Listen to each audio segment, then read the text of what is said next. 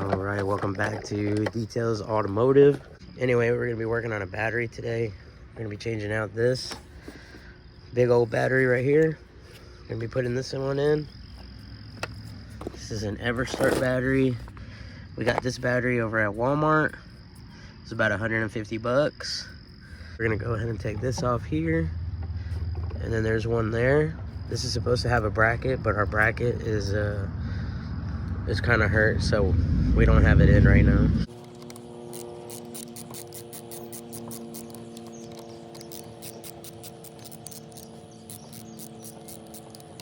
There's the negative and there's the positive. So when we put this battery in, we need to make sure that it also goes like that. Positive and negative on the correct sides.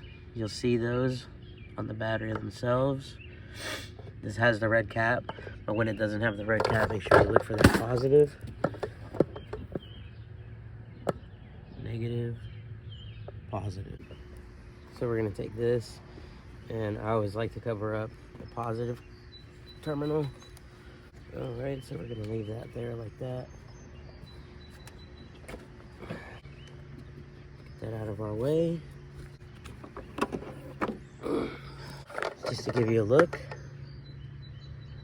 That's what it looks like in there.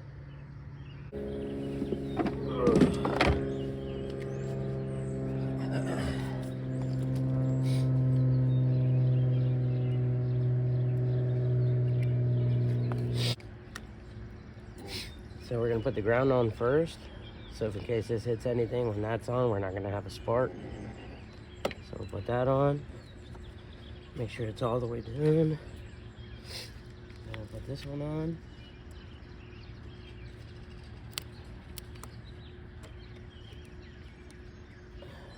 Should probably be wearing gloves. I did not do that.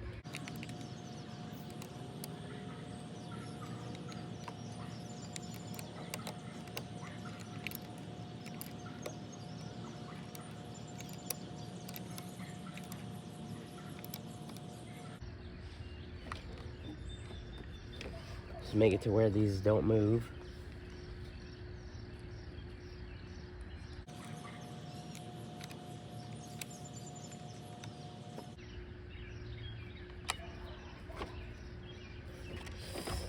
See how that moves? That's why we need that battery brace in there, because when you're driving around, that will definitely bounce a little bit more, going over speed bumps and all that stuff, and that can also cause the battery to do haywire things, and makes the acid move a little bit more inside of the battery. So just as a tip, that's how you install a battery in a 2008 Lexus is250.